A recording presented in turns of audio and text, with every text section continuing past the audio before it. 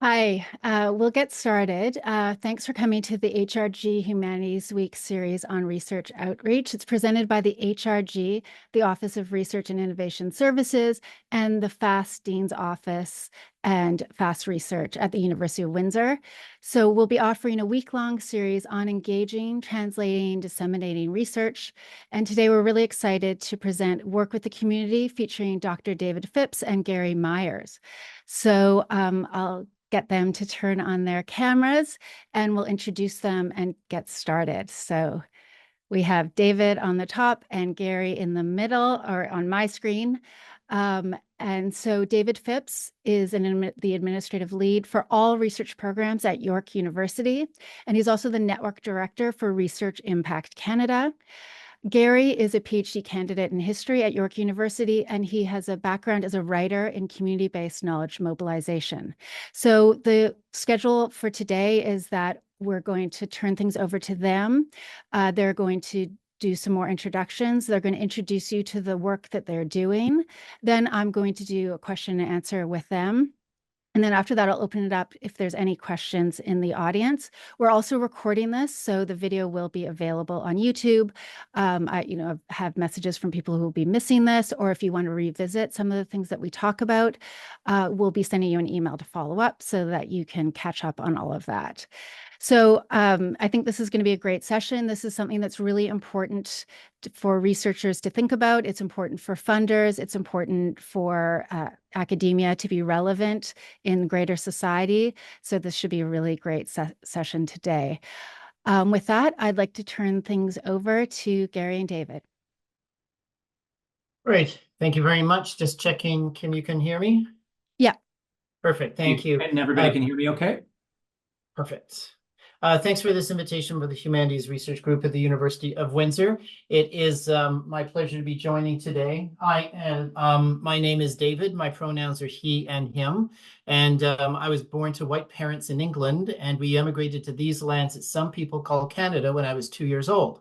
I live in Toronto with my husband, and that's on the traditional territories of the Anishinaabe Nation, the Haudenosaunee Confederacy, the Huron-Wendat, and the current treaty holders are the Mississaugas of the Credit. As Kim said, I am the Assistant Vice President for Research Strategy and Impact, and I am the Network Director for Research Impact Canada, a network of 38 research organizations in Canada and 3 in the UK, building institutional capacity for knowledge mobilization and the societal impacts of research. I'm pleased to say that the University of Windsor is a member of Research Impact Canada. So thank you for that. Now let's pass it over to Gary to be able to give a brief introduction to himself.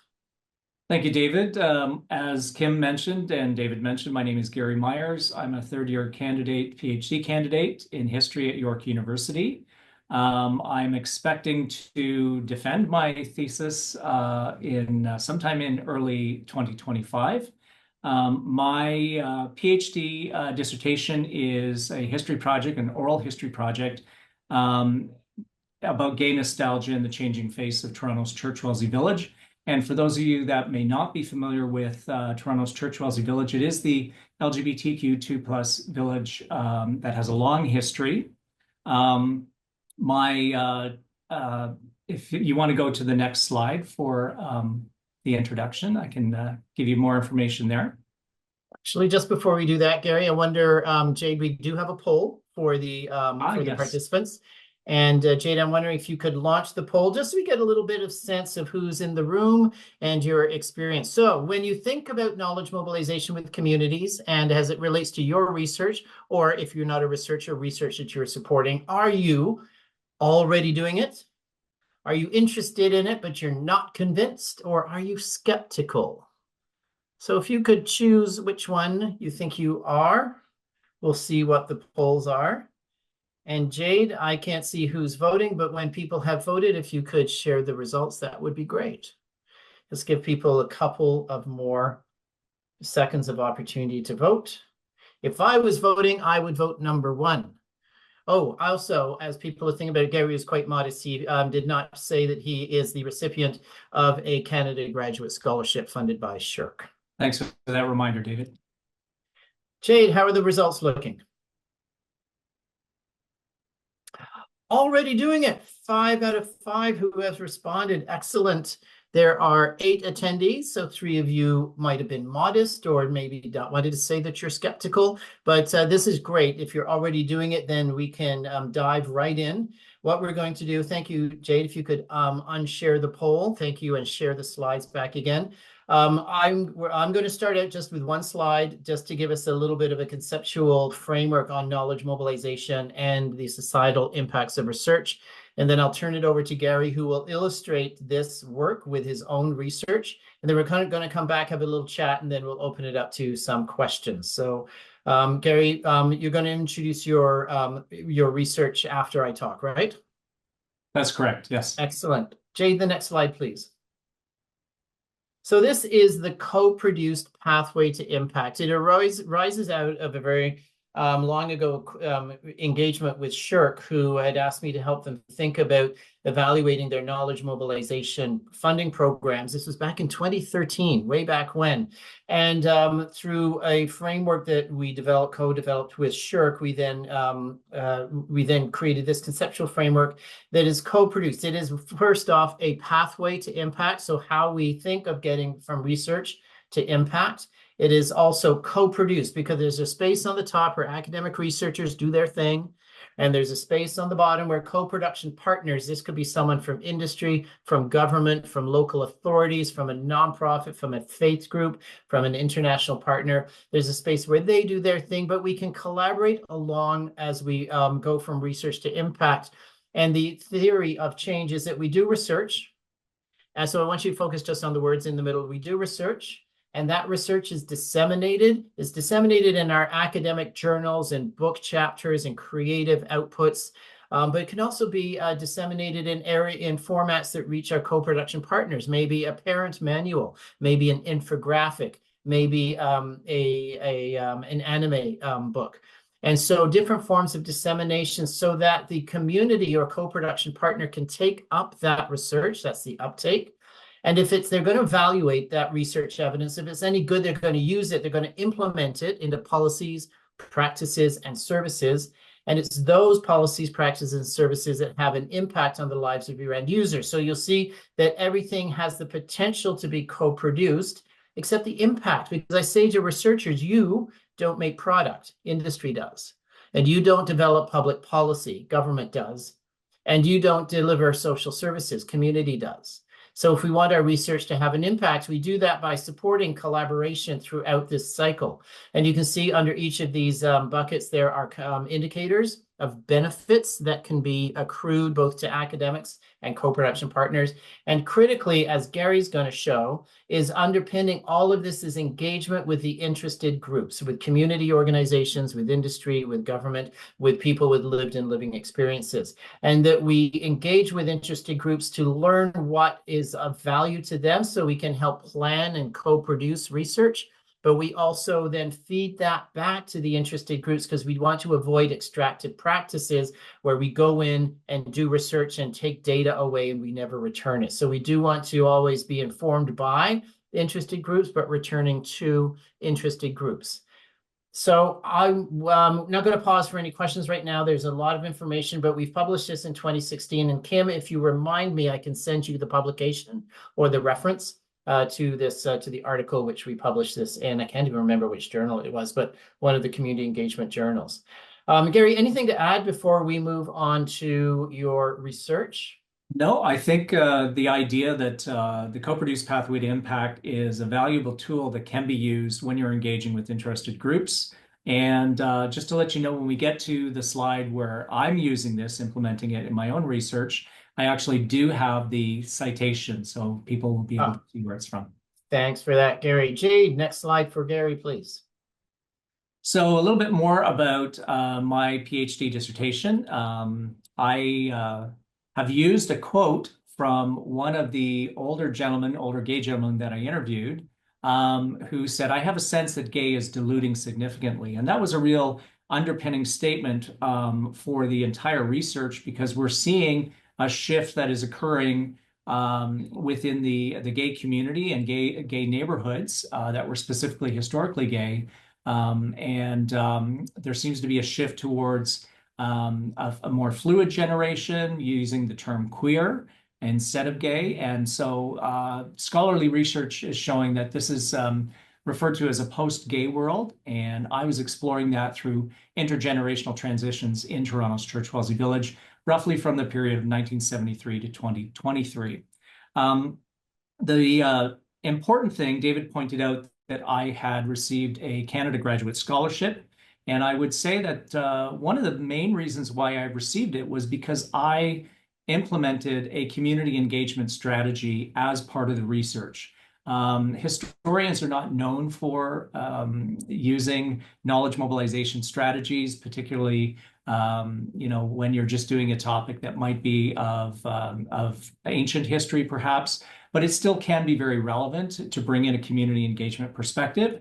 And so I included that in my CGS, my Canada Graduate Scholarship application, and was successful. And I will be talking to you about how that was implemented. So if we want to go to the next slide, unless David, you have something you want to add? No, Jade. So I identified a variety of sectors within, connected to, or interested in the history of Toronto's Church Wellesley Village. And they included everyone from the archives, which used to be the Lesbian and Gay Archives of Canada, and now it's called the Archives to include a queue for queer. Heritage Toronto was a group that was also invited, along with Toronto Archives and several community groups. The 519 is the Church Street Community Center that's part of the Church Wellesley community. Members of gay Toronto sports leagues and social organizations to get their voices, and local business owners. The AIDS Committee of Toronto and Casey House, because as you know, we went through in the 1980s and 90s the HIV/AIDS crisis, which was quite detrimental to the communities, not only here in Toronto, but globally as well. Because I was interviewing a number of older gay gentlemen, I invited people from the Senior Pride Network to get their input, and also City of Toronto representatives. So that gives you a general overview of where I cast my net, so to speak, to try and find community partners who might be interested in the research. So if you want to go to the next slide, Jade. So as I said, casting your net wide is sometimes what you have to do in order to get a group of people who are actually going to be part of your community engagement workshop. So I had about 75 community members of interest that I identified. I contacted them by email. I also, LinkedIn is a great source to identify with people and connect with them professionally across LinkedIn, and then through word of mouth. This was kind of watered down to about 26 prospective participants who showed interest and responded to my requests. And so that's where I really started to engage with them and explain to them what is the nature of the research that I'm doing, why is it relevant to them and to the gay community. And from that, I got 15 community members who actually attended the community engagement workshop. And they attended from 4 broad participation groups that I kind of lumped them in. So the heritage sector, the community organization, social services and education, business and commercial sector, and then the health services.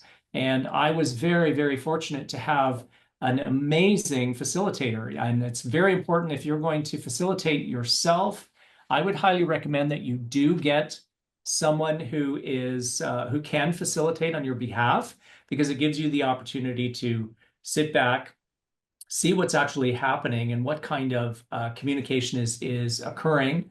And that great facilitator happens to be the person who's also here, David Phipps. So David, could you speak a little bit to what it was like for you as a facilitator of the workshop?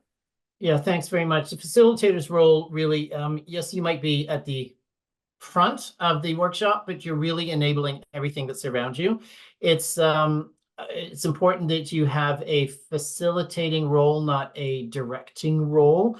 And through the workshop, we had a number, and Gary will show you that the what he arrived at. But we had a process through group discussions, mixing people up, and then we used a tool called feedback grids, where people could put their their feedback into the research questions as they arose out of the facilitated workshop. And it was through the feedback grids then that Gary was able to take that information and develop the research questions that arose. But it was Gary, remind me, 2.5, 3 hour workshop? Yeah, so it was just over 2 hours, and it was very productive, particularly as David was saying, using feedback grid. Jade, if you want to go to the next slide, I can just show you how this was the kind of the format that was followed for the community engagement workshop. Now, I had adopted this from a model based on someone else who was looking at oncology and knowledge mobilization initiatives. And I found that this was a really good step-by-step model that I could incorporate as well. So was contacted this person, asked permission if I could use this, and it was very effective in implementing for our own community engagement workshop. So I basically had the attendees, as I said, divided into community sectors, into kind of breakout groups for the data consolidation. And as David said, we use this feedback grid. It's a quadrant of four areas that they could provide the questions that they thought would be appropriate to ask in my oral history research. And this is where, as I said, historians are not usually, they don't like to give up that much control in terms of how their research might be directed. But I found this was an incredible tool to be able to see what is of interest to the community, and what are the questions that they do want to ask. So basically, we created these themes or questions that were most relevant, and they were kind of, through the feedback grid, siphoned down to be the most salient questions that people wanted to ask. So as you can see, we went through several rounds here. So we went the 3 different rounds where we were selecting the themes and then having comments and questions. And then we went down to the final where the final research themes were chosen. And that's where there were 3 particular questions that were provided for me to ask in my oral history interviews. So Jade, you can move on to the next slide if you like. And Gary, if I may, there's just a step in there that out of the workshop, the participants identified, I think, 12 or 13 questions, and then you did an online survey with those participants as well as others to be able to prioritize those. Yep. And of the 13 or 14, these are the 4 that rose to the top. And so the participants identified the short list of questions, but then also another set of participants prioritized them. So in all the time we're working with community to understand the needs of community, not putting the research questions first. Right. And I think, Jade, actually, if you go, this slide can follow the next slide. If you go to the next slide, you'll see, here we are. This is the co-produced pathway. Do we want to talk about this yet, David? Yeah, just go back one slide, Jade, and Gary can talk about the 4 questions, and then we will, Gary and I will chit-chat about the pathway. So basically, out of the research themes, this is actually what we consider to be the benefits of community engagement in humanities research. But the top 3 research themes really came down to, through the online survey, what would a broader group from the participants at the workshop consider? And what I asked them to do, the workshop participants, was to actually take the 12 different themes and disseminate it further to their sources within their own communities, who were still affiliated with the Church Wellesley community, and be able to kind of rank them accordingly. And so when they were synthesized, the number 1 was the different perspectives on the future of Toronto's Church Wellesley Village. So it had the highest ranking score. So they were really looking at what were the perspectives of how do you see the future of Church Wellesley Village, because there are some changes that are and have occurred throughout the time frame that I provided in my research. The second theme was really the evolution of safety from bars to community organizations and spaces, and the historical relationship between the LGBTQ plus communities and Toronto Police. Because sadly, historically, there was not a very good relationship initially between the community from the Church Wellesley Village and the police. That had to be developed over time. And there were a number of my participants, a number of my community stakeholders who were quite involved in providing stories about some of those unfortunate situations in the relationship with the police. The third theme that was synthesized was social justice and political action with contemporary LGBTQ plus seniors needs. So that I found that was quite interesting, not necessarily from a historic perspective, but certainly one that was relevant to an older cohort of gay men that I was interviewing at the time. And so from that, what I was able to do was take those three questions and incorporate them into the variety of other questions that were part of my oral history research. It was quite free-flowing that I was asking so that those who are being interviewed could answer, without feeling constrained about the questions, except for those three questions. And out of that, it really contributed to the research in a way that I couldn't have imagined. Thank you for that, Gary. So we've got you've already spoken to the benefits of community engagement for humanities research. Jade, if we could just go to the last slide. So I just wanted to pull out some of those themes. So Gary, the community engagement, when did that happen with respect to the research? So in terms of the community engagement, it was actually before I started any oral history interviews. And this was my intent from the beginning, because I wanted the community to inform my research ahead of time. So I had arranged, as I provided just previously, to have these individuals invited to participate in the workshop. And from the workshop, that's where the questions were brought forth and implemented into my oral history interviews.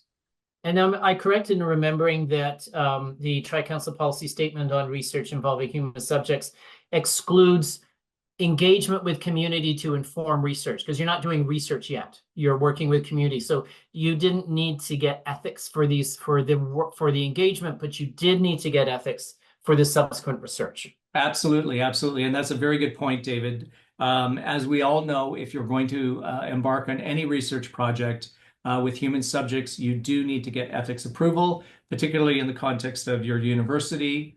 And with the community engagement, it's really, there was, under the standards of ethics guidelines, there was no need to actually get ethics approval for the workshop. However, I do stress we still want to be ethical, of course. We still want to go in with the intention that what we are taking from these individuals is not necessarily something that is going to stay with us. It needs to be shared back with these individuals. It needs to be part of a regular ongoing engagement. And this is where the co-produced pathway to impact that you see on the screen here. I adapted this for my own research and the benefits that have come out of it in not only creating a connection with these community partners on an ongoing basis. I've been able to keep updated from their perspectives, as well as updating them about what's happening with the research as well. Okay, thanks. Just a couple more questions before we turn it back to Kim. Where did you do the community engagement? So I was able to get actually it was in a nearby condo, I guess they call it like a party room or something, but it was a great facility for people to just come in. So you can use obviously any facility that you want, as long as you have enough space to engage the community partners who are coming in. It was conveniently located for the community members who are coming from community organizations in and around the Church Wellesley area, and the the workshop itself was, I can't tell you how much it actually benefited the process of the research and informing the research from the beginning. And what's important in what you said is it was in a condo in the community. And that's important because in the academy, we're often really good at booking a room on campus and expecting people to come. But then there's issues of access and parking. And especially if you're going to York, there's, an extra hour that you add on for transit. So I think it's really important that you held your community engaged workshop in community. You went to where community was. You didn't expect them to come to you. And then just finally, Gary, I know you're defending, so you're not at the dissemination stage yet, but how are you imagining disseminating back to community? Because you mentioned that it's really important that we do that we go back, so we're not just performing extractive types of methods. But how are you thinking of getting this research back into the hands of your community engagement participants? So what my plan is, as I said, I've been in contact with them on a regular basis throughout, just keeping them updated as to where the research has evolved. And now I'm at the point, because I am getting close to defending, and once the dissertation has the possibility of being published, I'm actually going to try and engage them further by going into their spaces and letting them know, this is the output of the research now. Can you use this within the sector of your community, within our larger LGBTQ plus community? And there hopefully will be uptake from that. I would like to be able to also have just some excerpts from the actual research itself that I can share in community forums, not only inviting those who were kind enough to be able to invite me into their homes and provide their stories for the dissertation, but also to facilitate kind of a connection between those who took part in the workshop and also those who were interviewed. So that can facilitate further connections within the community as well. And give these the participants an opportunity to see how they can take the research and implement it within their own communities as well. And just to clarify, I believe that the participants for the community engaged, that none of the participants in the community engagement workshop ended up being narrators in your research. That is They're correct. completely separate. That's correct. Yes. Yeah. Excellent. Kim, I'd like to turn it over to you. You can, Jade, if you unshare the slides, that's all we have. And we're happy to take any questions that the group might have. Great, thanks. So I'm going to ask some questions, and then also, as we go along, people in the audience, you can put questions into the Q&A. So if you go to the bottom of your screen, there's a question mark in a comment box. And so you just click on that. Then you can type in a question. And then when we go to the audience Q&A section, I'll read those questions. If you don't want me to use your name, you can just write no name or anonymous at the top, and then I'll skip your first name. Alternatively, too, when we get to that section, if you want to come on the screen to ask your question directly to David and Gary, just raise your hand and we can bring you onto the screen for that. So as we go along, anytime a question comes up and you want to pop it into the text Q&A, please do. So thanks for that presentation, a lot of really invaluable information. And I will say it was very hard to come up with my questions for you guys for this session, because you should never ask more than one question in a question. And I found this very hard because this is such a complex, I think this is the most complex topic that we have for the week. And so I'm going to apologize in advance. My first question, I feel like it has 3 parts we can take apart. So my first question is about how researchers should think about approaching communities. Obviously, it's more difficult if it's a community that you're not actively involved in. You might identify with that community, but if you're not actively involved in it, or if you actually just have an interest in either researching the community or disseminating to that community. So I feel like there's 3 ways that communities can intersect research. We might work with the community in developing the research. And I love that David talked about extractive that we don't want to be extractive, because that kind of conjures a mining pit, and that's sort of all of that, all of that, what that entails, what you leave behind in an extractive exercise. So we might work with communities in order to understand and develop and gain research. We might want to then interact with the community, that very same community, to disseminate it. But then we also separately might want to disseminate research that we didn't develop with community, but we want to actually ensure that it gets to the public and to certain communities. So can you talk about, if you especially don't have a sense of how to reach out to those communities? I know, Gary, you mentioned you use LinkedIn and other social media tools, email, and things like that. But what are the sort of range of ways or the best practices for connecting with communities? Thank you for that. Gary, how about I start and maybe you can illustrate some of the things that I say. I think it's really important, it is really important that when you're engaging community, that you are not be seeing to be the expert. Air quote, I do quotes on the expert, because academic researchers have an expertise, undoubtedly.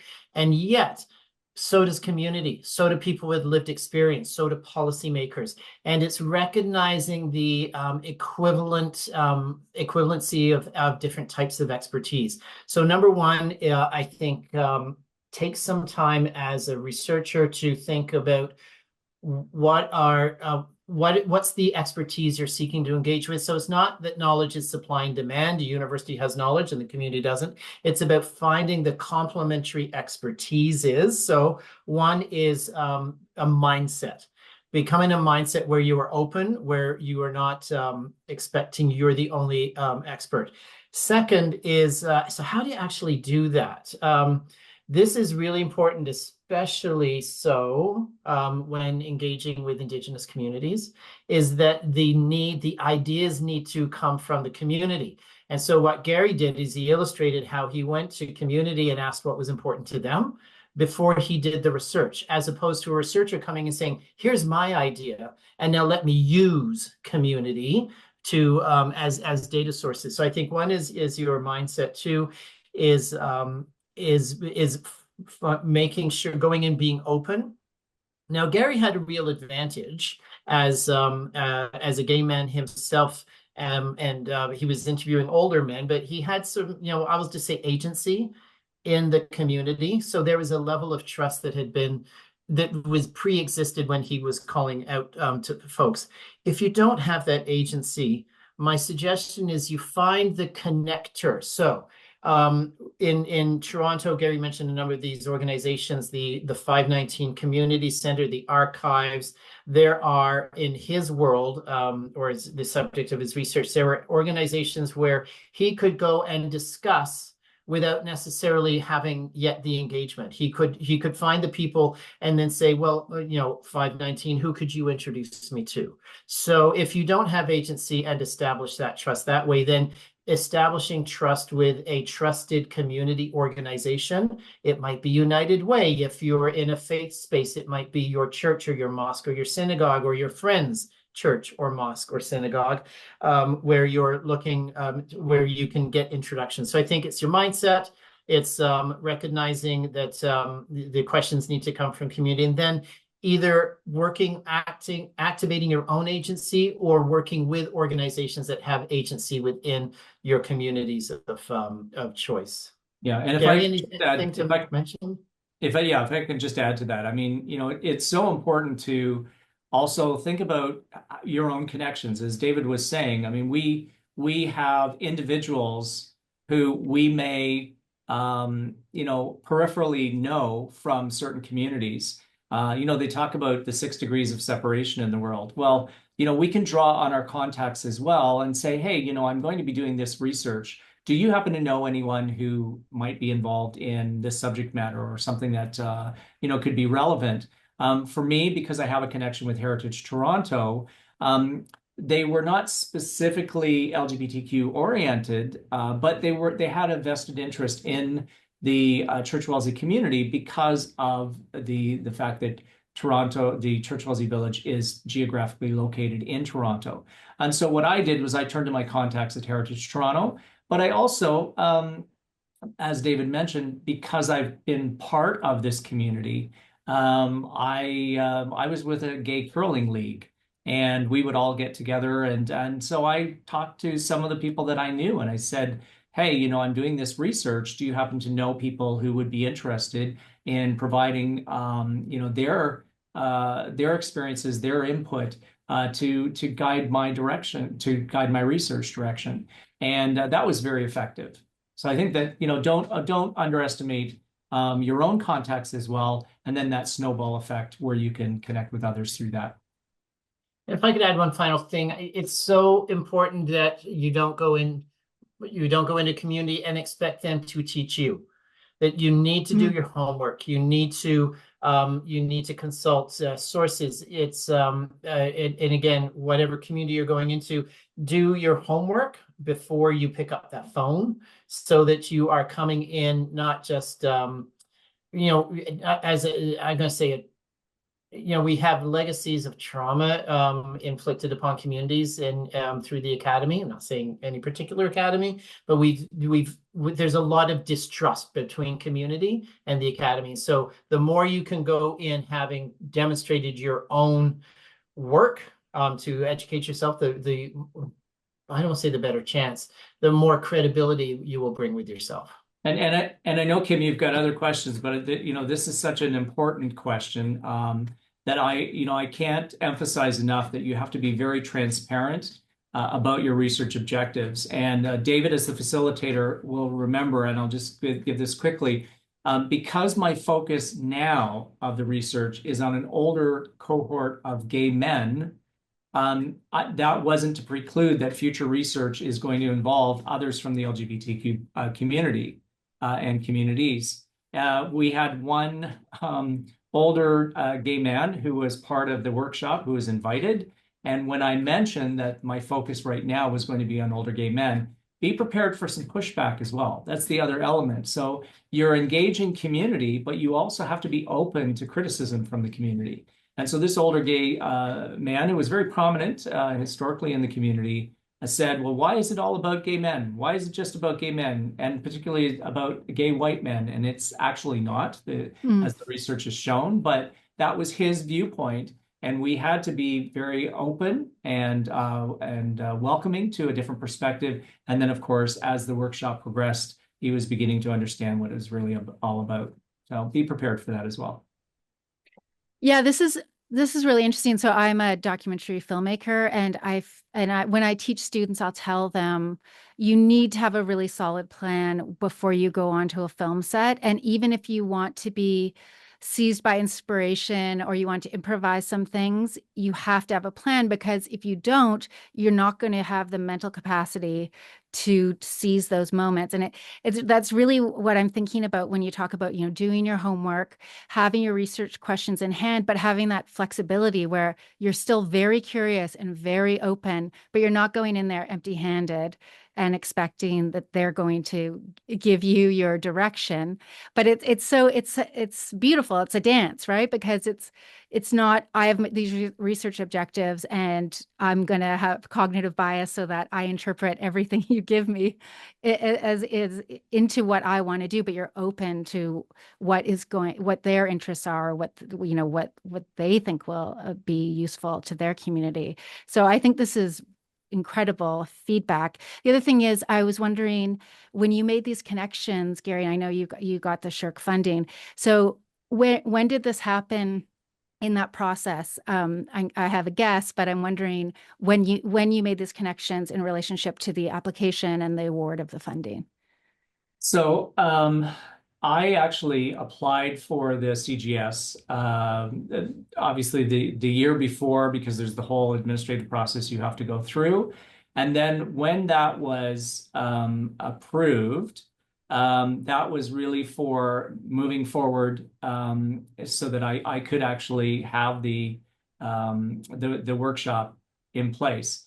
But prior to that, I would say along the same lines, you have to be prepared, as you said, Kim.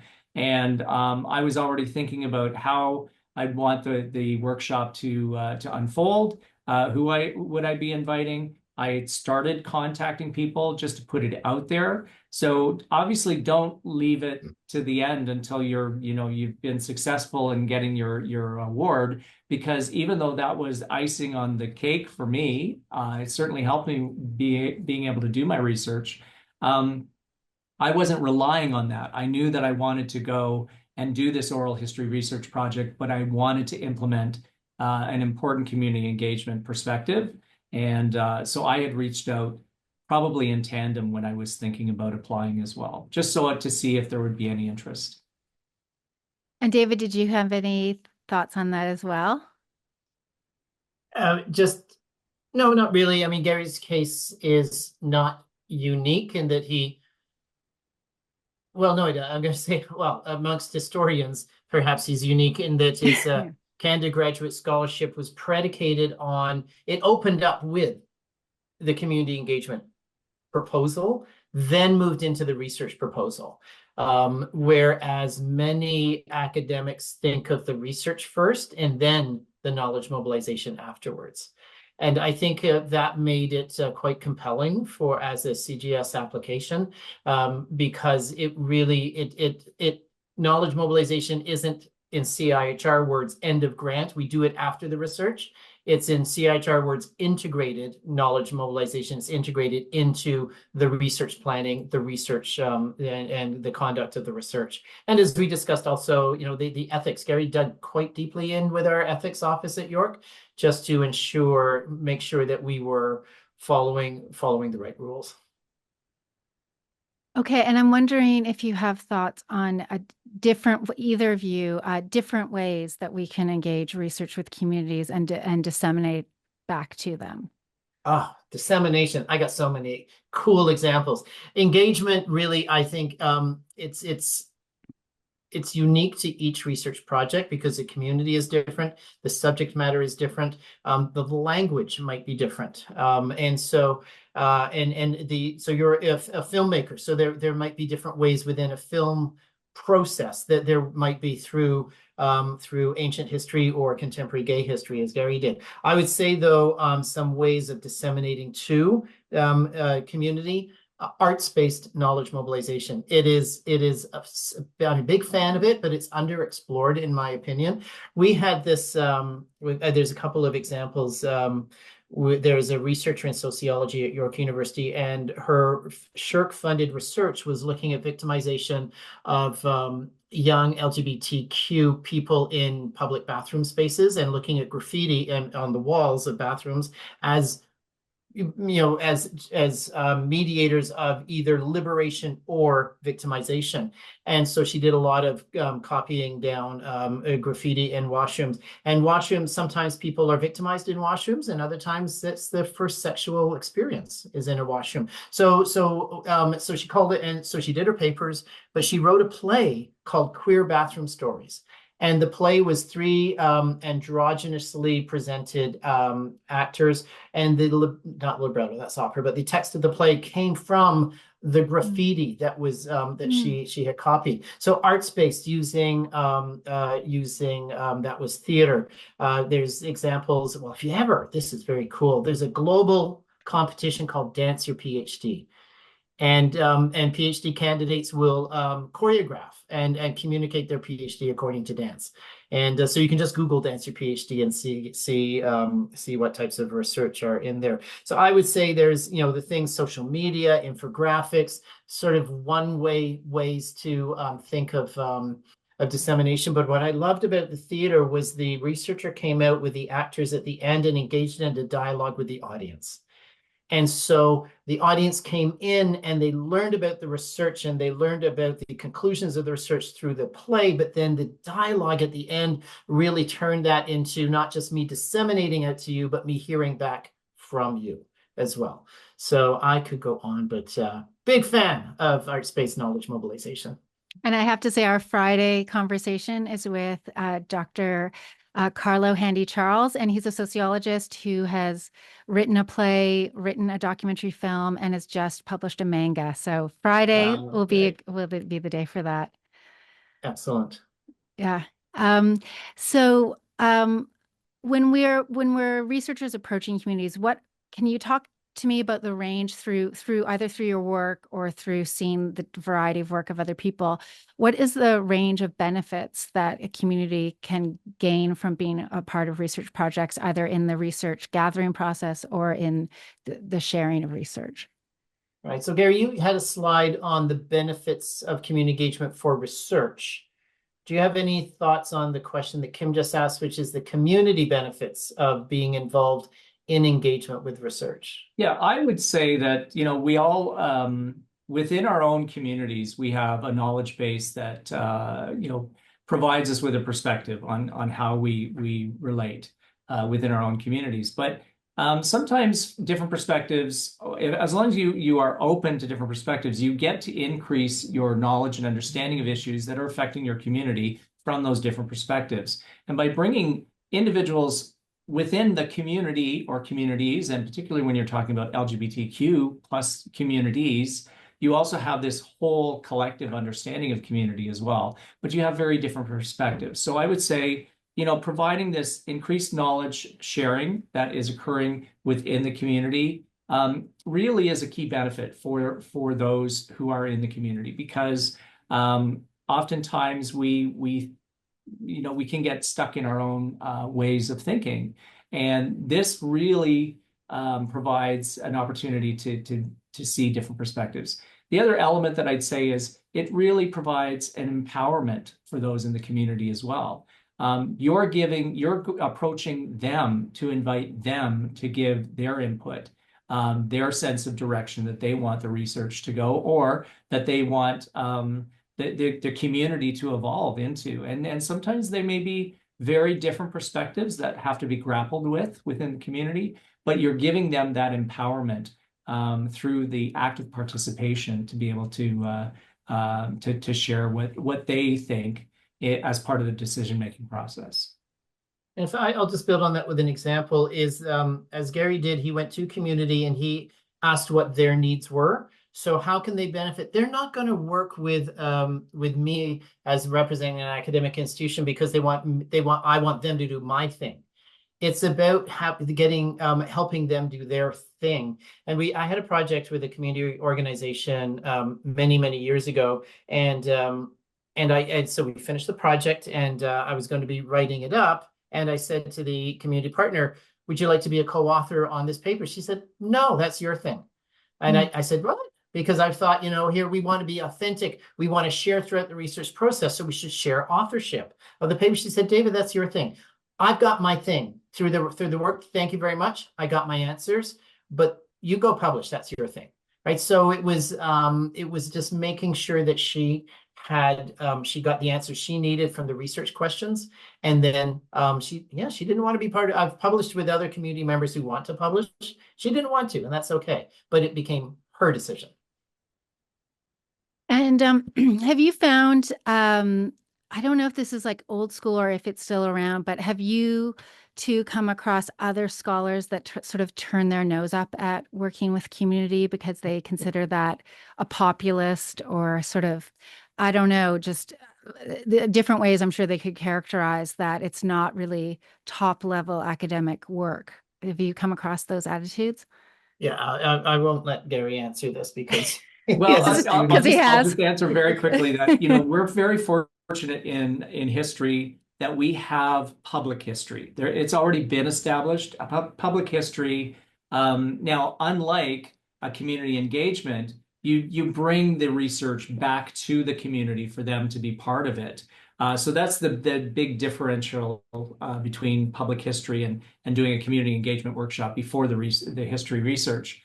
But that being said, there are always people who are researchers are always guarded in their research. They sometimes don't want to share. And so, yes, just to answer very, very quickly, yes, there will be individuals who you're going to have to, who are just going to say, no, that's not for me. And that's fine. But how you deal with that is entirely up to you. And you know what? It's okay to be that way. It's totally fine. One of the roles that we play in the York's Knowledge Mobilization Unit is we're the place that if you ever want to talk to a researcher, give us a call. Please don't cold call my researchers because they won't call you back. Or you might be called back by the person who should never ever be calling you back. It's our job is to try and find the right researcher to match with the right community member on the right question. And so when a community member calls us up and says, "Hey, I'm looking for a researcher in this," we really like in homelessness. Well, that's this big. Like, what's the question? So we kind of refine that. We work with them to refine their thinking down to a research question, and then we go to find the right researcher. And one of the first things we say to a researcher before we put them up in front of communities is we say, remember, you don't know it all. Right. And I talked about the expertise of community and living experiences, for et cetera.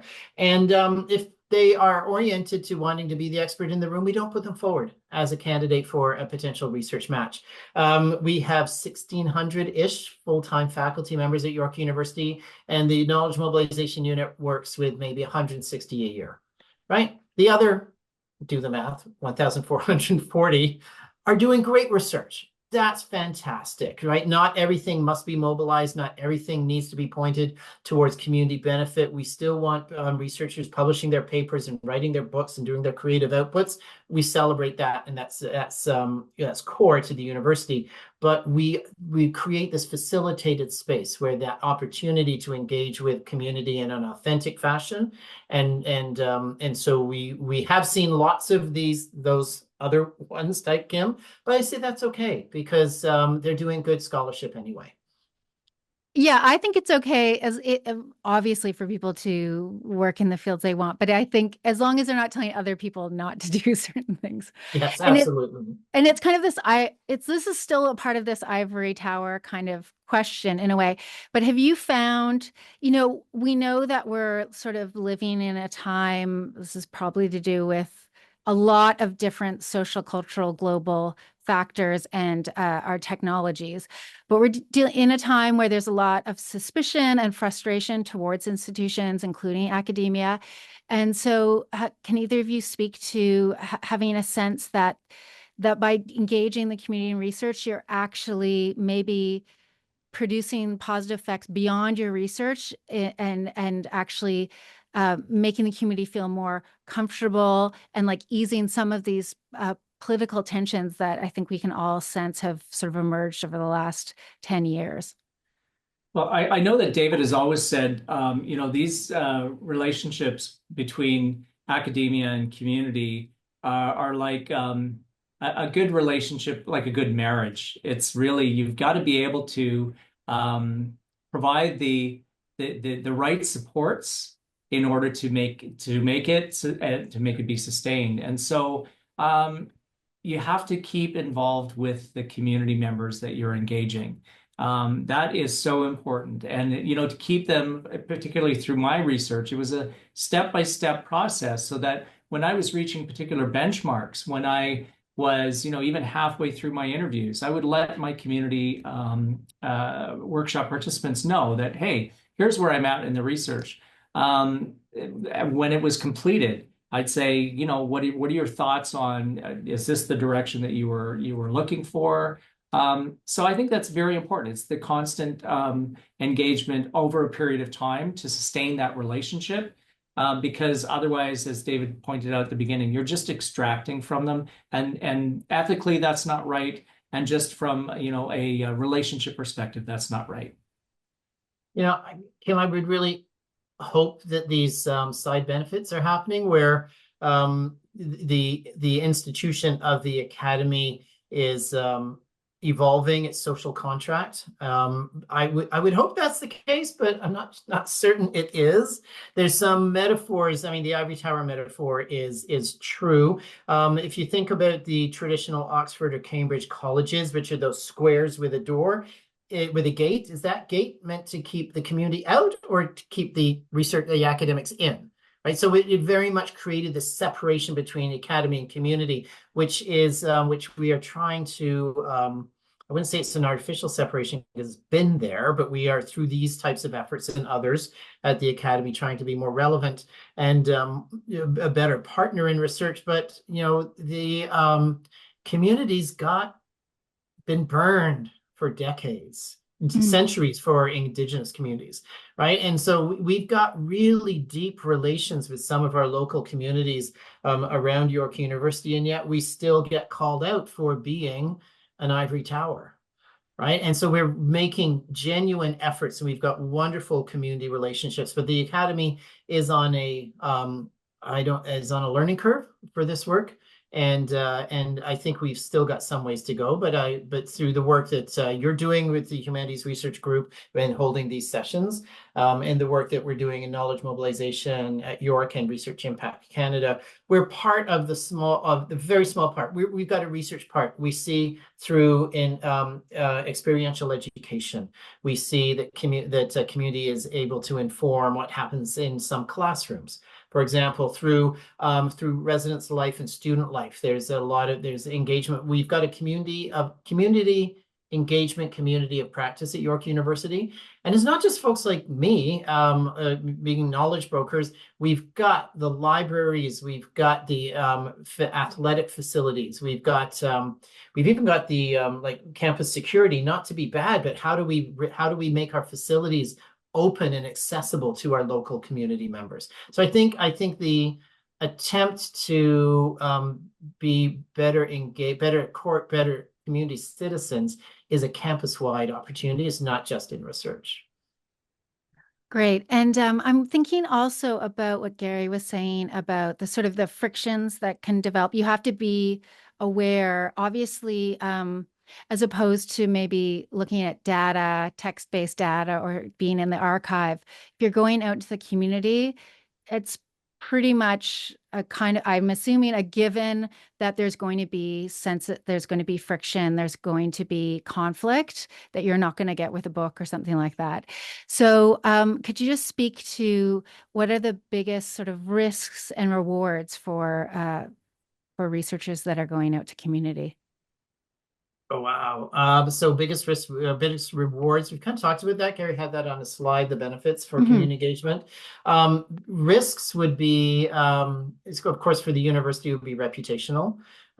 It is possible you may not be able to engage. If you cannot engage authentically with community, you may not get community participants in your research.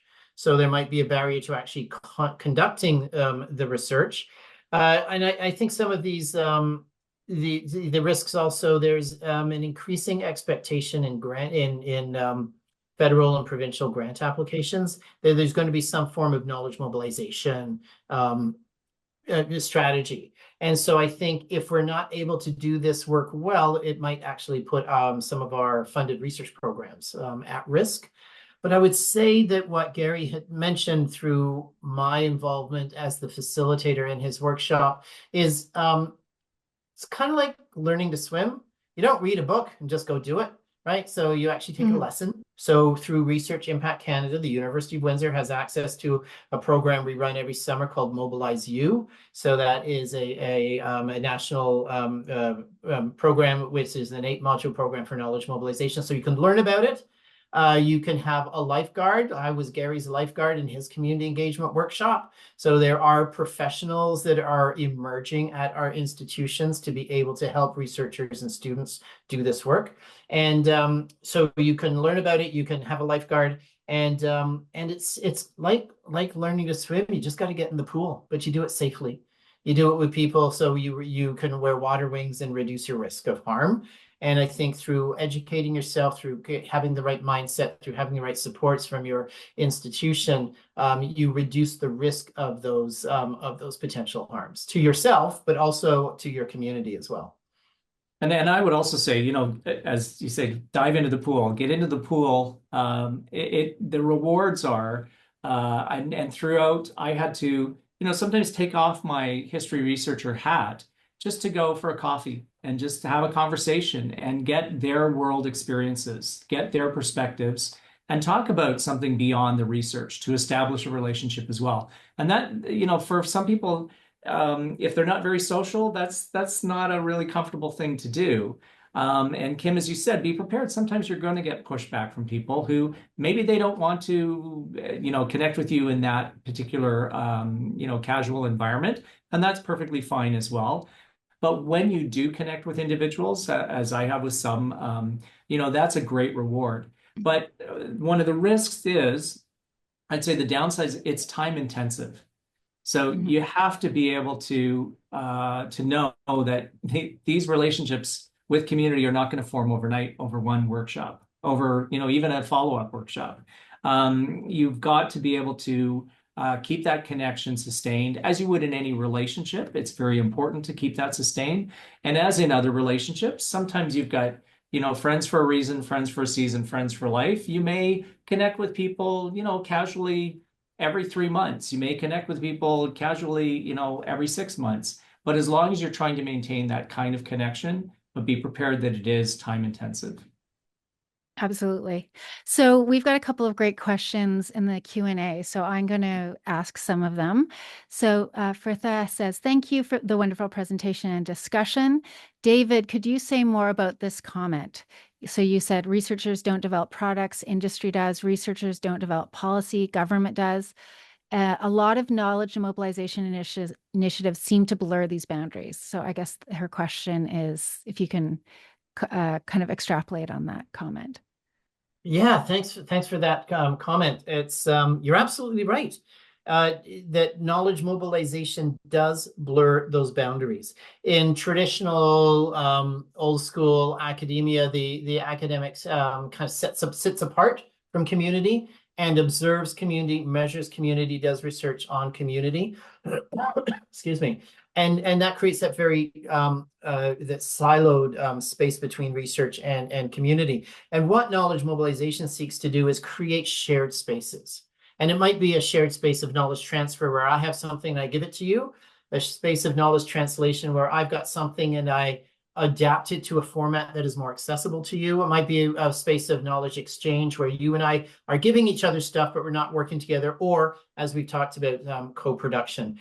And so so we do blur, the knowledge mobilization blurs these lines by creating shared spaces where community and the university can work together. And in something like, I'll just branch out of our humanities for a moment and talk about working with industry and making products. The university can work with the researcher and file a patent and license that patent to industry. Industry is going to take it up and they're going to use it. But and there may still be an ongoing research collaboration between the company and the researcher, but the knowledge mobilization helps connect those two. And so it does blur the lines between the two of them. You think the co-produced pathway to impact, there's a space on the top where researchers do their thing, space on the bottom where the co-production partners do those things. But the knowledge mobilization is that space in the middle, and it does blur the lines, but we still have separate spaces to work in. Great. And another question from Ayantika. What are some best practices for developing letters of governance, for example, in SSHRC partnership grants, and best practices for developing memorandums of understanding or contracts? Ooh. That's a very good question. Okay, best practices. I'll just do a bit of an anecdote. In the UK, they've got this process of research assessment called the Research Excellence Framework. Happens every 6 to 7 years. And in 2014, the assessment included assessment of societal impact. There were almost 7,000 impact case studies produced through UK universities, and there were over almost 6,300 pathways to impact. 7,000 impact stories and 6,300 ways of getting there. I'd say there's no one practice because it is so diverse in the space that we're working. What I can say to I want to get your name, to Ayantika. Ayantika, thank you so much. Ayantika is before a university partner makes a governance model or makes an MOU or makes an agreement, the community needs to be part of that process, needs to be part especially of the governance. There's a thing, and maybe I'll ask Gary to look it up if he can while I'm chatting, is the Arnstein's Ladder of Engagement.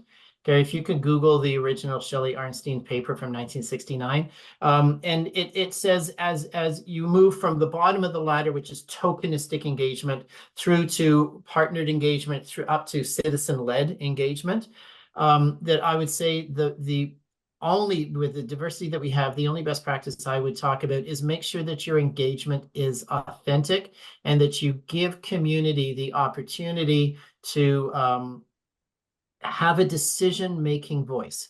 We often talk about advisory boards, community advisory board, youth advisory board, but that is not giving them a decision. It's giving a decision accountability. It's giving them an advice. The best they can do is provide advice. The academic is retaining the decision-making role. And what I would say is when you're thinking about going up the ladder of engagement, you don't necessarily want to go all the way to the top of citizen-led. Nothing wrong with that. But staying in the top third, which is a partnership space. But instead of going beyond an advisory board, which is still really important, maybe have the research being co-directed between an academic and a community partner, right? Each having their roles, but each having decision-making roles. And so I would say I'm not telling you, Anantika, how to make an MOU or how to create a governance framework, but I would say that the best practice is that you dig in deep first with your community partner and make sure that the governance structures are working for them as much as they're working for you. And I would say, just to address the Arnstein's ladder of engagement, I did a quick Google search. There's a number of Arnstein's. I've actually incorporated that into my dissertation as well, because as David said, it's a good way of differentiating between citizen power. As I said, you're giving them empowerment by having them participate, and then that idea of tokenism. And if you look at the diagram, you'll be able to see it if you do a Google search to find it. And as I said, I used it in my research as well. You see at the top level is citizen control, where they actually have total control of the research. That's not optimal, because then it's almost flipping it, and you're not collaborating with the research and the community. So there's kind of that sweet spot where there's a partnership, and then you don't want to go down to the idea of you're just inviting them as kind of a tokenism of participation. So I would highly recommend, as David said, just do a Google search for Arnstein's ladder of engagement. That's Arnstein, and it's a really good visual to keep in mind how you want to engage with your community. And I'm thinking too, in terms of this, answering this question, that I'm hearing that it's also what you were talking about, Gary, about time commitment, that, and David too, like that you need to put the time in to sort of, you need to kind of go in prepared with the basics of the kind of relationship, that you don't want it to be completely researcher led and you don't want it to be completely community led. And then you have to engage that dialogue to understand what they want, and that those show up in those letters of governance and the way you approach. Yeah, and that also, Kim, that lends itself to, maintaining the kind of, if you want to, for lack of a better word, the scientific rigor of the research. And that's the challenge of, we also want to get our research completed in a timely manner. We may have expectations from either academia or from our funders. So you have to be able to balance that out with also the empowerment of your community members as well. I'm thinking, does it happen that, do you two know of situations where a researcher engages research with the community and has an intention of, these are the outputs they want. They want to write an academic essay or a book, or they want to do a op-ed piece about it, and maybe, I don't know, a community meeting at the end. And they also agree that the community will have access to the research and they can do what they want with it. Do you have experience with those kinds of arrangements? I think the ongoing access to data and is fine, because we all have research data management plans, or we should have, for our research. But do with it what they want is a very good question, because how the data will be handled and what's going to happen to it is part of your ethics submission. And so you need to be covering that off in your ethics protocol and in the informed consent forms, so that participants in the research know what is going to happen with the data, and how the data might be used. I do think as we increasingly embrace things like open research, open science, and open data, that I think these there's going to be more opportunities. But again, we're at this kind of, I don't want to say it's an inflection point. You can only know that retrospectively, but I just feel things are changing. For example, about a month ago, CIHR has posted a new definition of research excellence. So what counts as excellent research? And what you don't see in there is any H factor or citations or bibliometrics. Then this is true of NSERC as well. I haven't seen what SSHRC has come out with, but what is considered excellent research is knowledge mobilization, equity, diversity, inclusion, and accessibility, open science and research data management plans, because it's CIHR, patient and family involvement in research. So the definitions of excellent research are evolving within the Tri-Councils. And I just think and it's at NSERC, especially on natural sciences and engineering, at the review tables, H factors and citations are not part of the discussion at peer review. It is about engagement with industry, indigenous, or community as relevant. It is about open science and open data, but research data management plans. So I just feel that we're at this moment of evolution in where the social contract between universities and society is expanding, but not that we're getting rid of traditional scholarship.